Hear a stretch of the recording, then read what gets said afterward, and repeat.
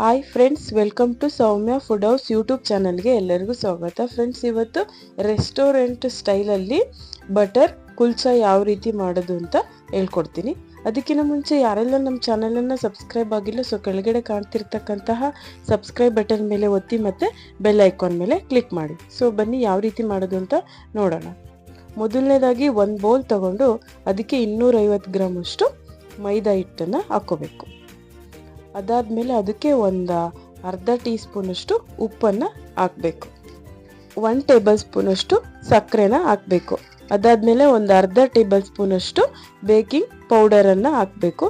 ಮತ್ತು ಒಂದು ಅರ್ಧ ಟೇಬಲ್ ಸ್ಪೂನಷ್ಟು ಬೇಕಿಂಗ್ ಸೋಡಾನ ಹಾಕಬೇಕು. ಅದಾದಮೇಲೆ ಮತ್ತೆ 1-2 ಟೇಬಲ್ ಸ್ಪೂನಷ್ಟು ಎಣ್ಣೆನ ಹಾಕಬೇಕು. 1-2 ಟೇಬಲ್ ಸ್ಪೂನಷ್ಟು ಎಣ್ಣೆನ ಹಾಕಿದ್ಮೇಲೆ ಮತ್ತೆ ಅದಕ್ಕೆ ಒಂದು ಅರ್ಧ ಬಟ್ಲಷ್ಟು ಮೊಸರನ್ನ ಹಾಕಬೇಕು. ಎಲ್ಲದನ್ನು ಕೂಡ ನೀಟಾಗಿ ಮಿಕ್ಸ್ ಮಾಡಬೇಕು.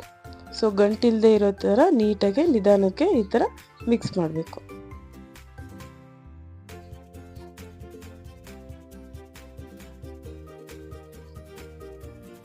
ನೀಟಾಗಿ ಎಲ್ಲ ಮಿಕ್ಸ್ ಮಾಡಿದ್ಮೇಲೆ ಅದಕ್ಕೆ ನಮಗೆ ಮತ್ತೆ ಇವಾಗ ಇನ್ನೂ ಸ್ವಲ್ಪ ನೀರು ಬೇಕಾಗುತ್ತೆ. ಸೊ ಅದಕ್ಕೆ ನೀರನ್ನು ಆ್ಯಡ್ ಮಾಡಬಾರ್ದು.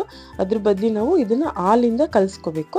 ನಾವು ಒಂದೇ ಸಲ ಹಾಲನ್ನು ಹಾಕಿ ಕಲಿಸ್ಬಾರ್ದು. ಸ್ವಲ್ಪ ಸ್ವಲ್ಪ ಈ ಥರ ಹಾಕಿ ಕಲಿಸೋದ್ರಿಂದ ಹಿಟ್ಟು ಚೆನ್ನಾಗಿ ಒದಗುತ್ತೆ. ಸೊ ಅದಕ್ಕೆ ನೀಟಾಗಿ ಸ್ವಲ್ಪ ಸ್ವಲ್ಪ ಹಾಲು ಹಾಕಿ ಈ ಥರ ಅದನ್ನು ನೀಟಾಗಿ ಕಲಿಸ್ಕೋಬೇಕು. ಈ ಥರ ನೀಟಾಗಿ ಕಲಿಸಿದ್ಮೇಲೆ ಇದನ್ನು ಒಂದು 1/4 ಗಂಟೆಗಳ ಕಾಲ 15 ನಿಮಿಷಗಳ ಕಾಲ ಇದನ್ನು ಬಿಡಬೇಕು, ಅಥವಾ ಒಂದು ಅರ್ಧ ಗಂಟೆ ಬಿಟ್ಟರು ನಡೆಯುತ್ತೆ. ಅದಾದಮೇಲೆ ಮತ್ತೆ ಆ ಹಿಟ್ಟನ್ನು ತಗೊಂಡು ನೀಟಾಗಿ ಮತ್ತೆ ಅದನ್ನೇ ನಾದಬೇಕು ಚೆನ್ನಾಗಿ. ಈ ಥರ ನೀಟಾಗಿ ಎಲ್ಲದನ್ನು ಹಿಟ್ಟನ್ನು ನಾದಬೇಕು.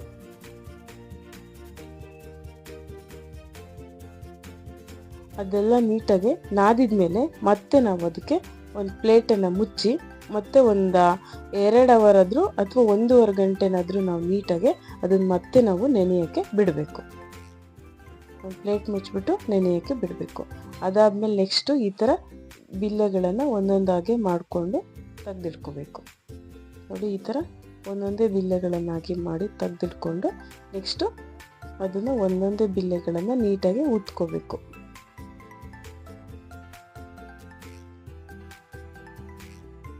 ಲಟ್ಟಣಿಗೆ ಸಹಾಯದಿಂದ ನೀಟಾಗಿ ಅದನ್ನು ನಾವು ನೀಟಾಗಿ ಉದ್ದಬೇಕು.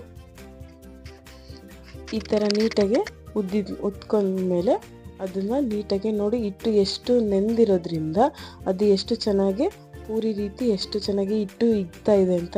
ಸೊ ನಿಮಗೆಲ್ಲಾದರೆ ಅದು ಮಣೆಗೆ ಅದು ಹಿಡಿತಾ ಇದೆ ಅಂದರೆ ಸ್ವಲ್ಪ ನೀವು ಹಿಟ್ಟನ್ನು ಕೂಡ ಹಾಕ್ಕೋಬೋದು. ಸೊ ಇದು ಚೆನ್ನಾಗೇ ಬರ್ತಾ ಇರೋದ್ರಿಂದ ನಾನು ಹಿಟ್ಟಿಲ್ಲಿ ಹಾಕ್ಕೊಂಡಿಲ್ಲ. ಸೊ ನೀವು ಹಿಟ್ಟು ಹಾಕ್ದಿರೇ ಇದೇ ಥರ ಉದ್ದಿದ್ರೆ ಇನ್ನು ಚೆನ್ನಾಗಿ ಆಗುತ್ತೆ. ಸೊ ಈ ಥರ ನೀಟಾಗಿ ಎಲ್ಲದನ್ನು 2 ಕಡೆನೂ ನೀಟಾಗಿ ಹಿಂಗೆ ಉತ್ಕೋಬೇಕು. ಅದಾದಮೇಲೆ ನಾವು ಒಂದು ಸ್ವಲ್ಪ ಬಿಳಿ ಎಳ್ಳನ್ನು ಈ ಥರ ಮೇಲೆ ಹಾಕ್ಕೋಬೇಕು. ಅದಾದಮೇಲೆ ಮತ್ತೆ ಒಂದು ಸ್ವಲ್ಪ ಕೊತ್ತಂಬರಿ ಸೊಪ್ಪನ್ನು ಕೂಡ ಈ ಥರ ಹಾಕ್ಕೋಬೇಕು. ಈ ಥರ ನೀಟಾಗಿ ಹಾಕಿ ಮತ್ತೆ ಅದನ್ನು ಒಂದು 2-3 ಸಲ ನೀಟಾಗಿ ಉದ್ದಬೇಕು. ಈ ಥರ ಒಂದು 2-3 ಸಲ ಉದ್ದಿದ್ಮೇಲೆ ಅದನ್ನು ನಾವು ಹಿಟ್ಟನ್ನು ನಾವು ಉಲ್ಟಾ ಹಾಕಬೇಕು. ಹಿಂಗೆ ಮಡಚಿ ಉಲ್ಟಾ ಮಾಡಬೇಕು. ಅದಾದಮೇಲೆ ಈಗ ಈ ಕಡೆ ಭಾಗಕ್ಕೆ ನಾವು ನೀರನ್ನು ಹಚ್ಚಬೇಕು. ಈ ಥರ ನೀಟಾಗಿ ನೀರನ್ನೆಲ್ಲ ಹಚ್ಚಿದ್ಮೇಲೆ ನಾವು ಈ ನೀರಿನ ಭಾಗ ಹಂಚಿನ ಮೇಗೆ ಬರೋ ರೀತಿ ನಾವು ಅದನ್ನು ಕಾದಿರತಕ್ಕಂತಹ ಹಂಚಿಗೆ ಒಂದು ತವಾಗೆ ಹಾಕಬೇಕು. ಈ ಥರ ಹಾಕಬೇಕು. ಈ ಥರ ನೀಟಾಗಿ ಹಾಕ್ಬಿಟ್ಟು ಒಂದು ಸೆಕೆಂಡ್ 1 ನಿಮಿಷ ಬಿಟ್ಟು ಅದಾದಮೇಲೆ ಮತ್ತೆ ನಾವು ಅದನ್ನು ತವಾನ ಹಿಂಗೆ ಉಲ್ಟಾ ಮಾಡಿ ಈ ಥರ ನೀಟಾಗಿ ನಿಧಾನಕ್ಕೆ ಲೋ ಫ್ಲೇಮಲ್ಲೇ ಅದನ್ನು ನಾವು ನೀಟಾಗಿ ಸುಡಬೇಕು.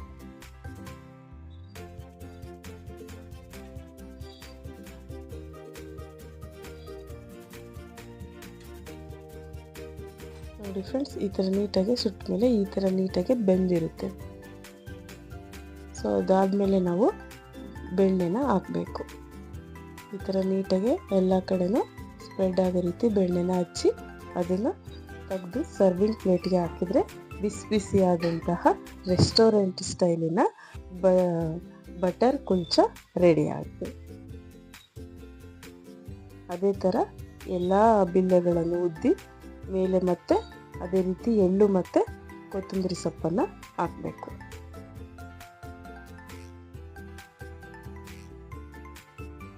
ಹಾಕಿದ್ಮೇಲೆ ಮತ್ತೆ ಅದೇ ರೀತಿ ಕೆಳಗಡೆಗೆ ಅದಕ್ಕೆ ನೀರು ಹಚ್ಚಬೇಕು. ಕೆಳಗಡೆ ನೀರು ಹಚ್ಚಿ ಮತ್ತೆ ಅದನ್ನು ತವಾದ ಮೇಲೆ ಹಾಕಿ ನೀಟಾಗಿ ಅದನ್ನು ಇದೇ ಥರ ಬೇಯಿಸಬೇಕು. ನೋಡಿ, ಈ ಥರ ನೀರು ಹಚ್ಕೊಂಡು ಅದನ್ನು ತವ ಮೇಲೆ ಹಾಕಬೇಕು.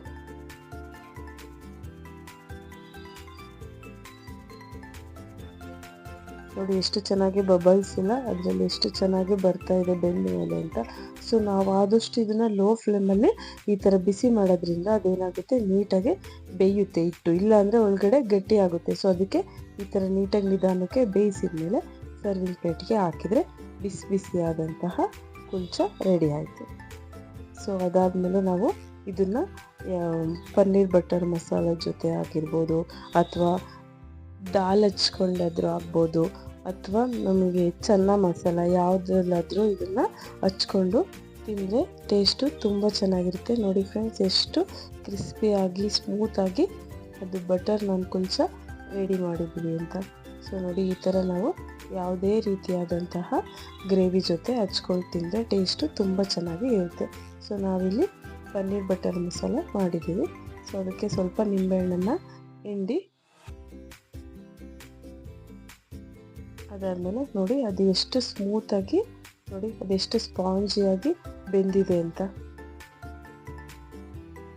ಸೊ ನೋಡಿ, ಈ ಥರ ನೀವು ಕೂಡ ನಿಮ್ಮ ಮನೆಯಲ್ಲೇ ಹೆಲ್ತಿಯಾದಂತಹ ಫುಡ್ಡನ್ನು ತಯಾರಿಸ್ಕೊಂಡು ತಿನ್ನೋದ್ರಿಂದ ಹೆಲ್ತಿಗೂ ಕೂಡ ತುಂಬ ಒಳ್ಳೆಯದಾಗುತ್ತೆ. ಸೊ ನೀವು ಕೂಡ ಟ್ರೈ ಮಾಡಿ, ನಿಮ್ಮ ಅನಿಸಿಕೆನ ಕಾಮೆಂಟ್ ಮೂಲಕ ತಿಳಿಸಿ.